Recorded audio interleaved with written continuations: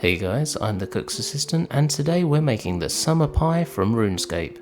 We're going to kick this recipe off by making our pastry, for which we're going to need a bowl of flour that we're going to add some oil to, as I've been requested to make this one vegan. Then, with the cleanest of hands, we're going to gently combine our oil and flour until they're just starting to come together.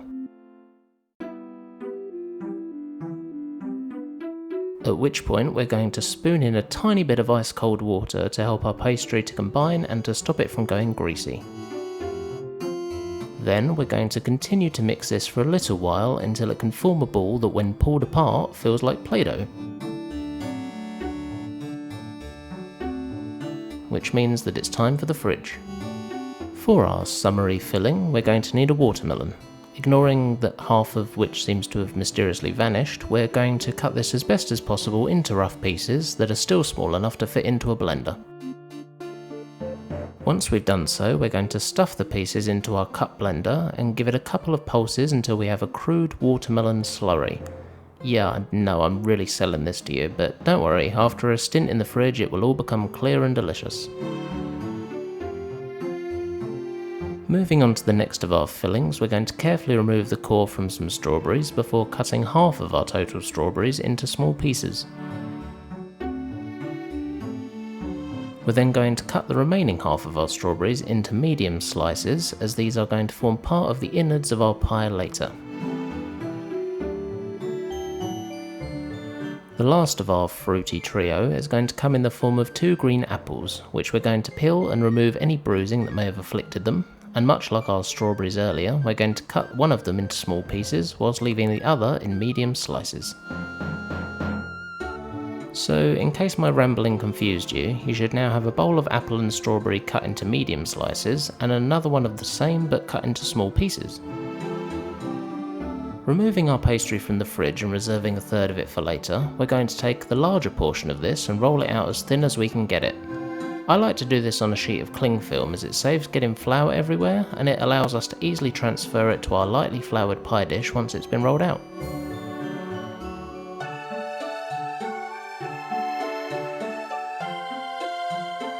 We're now going to take a not quite circle of greaseproof paper and push it very lightly into our pie shell before we pour in something heavy such as rice, which will stop our pastry from rising as we take it into our oven for 15 minutes or so, remembering to remove our rice halfway through.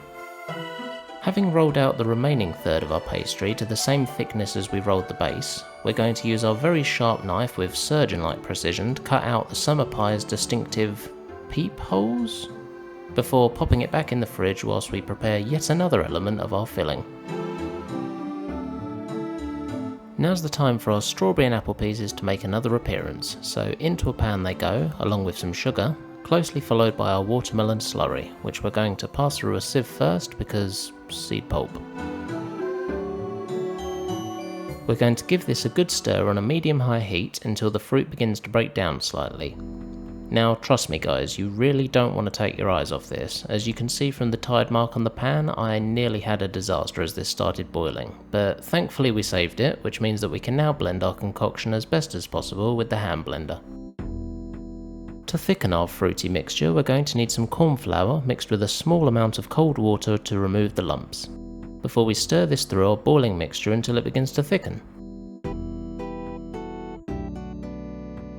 So for time's sake, I've arranged our medium sliced apples and strawberries in the base of our now cooked pie shell, to which I'm going to carefully add our hot fruit mixture, making sure to wobble the dish slightly to allow the mixture to fill all of the gaps. Now, remember that trick I showed you earlier? Here it is again, but with the lid of our pie this time, and in case you couldn't tell, I was pretty hyped when this ended up fitting perfectly.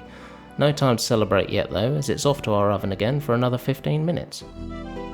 And after all of that work, here it is, the summer pie from RuneScape. Mine still hadn't fully cooled, so as you can see it's still a bit wet, but trust me, once you let it fully cool in the fridge, it will set perfectly. I've got to say, I was apprehensive going into this one as hot watermelon didn't really feel right to me, but I've got to say, it tasted great. So much so that I went in for another forkful. Please subscribe if you haven't already, guys. I put out new videos every Wednesday, but other than that, thank you very much for watching, and I'll see you soon.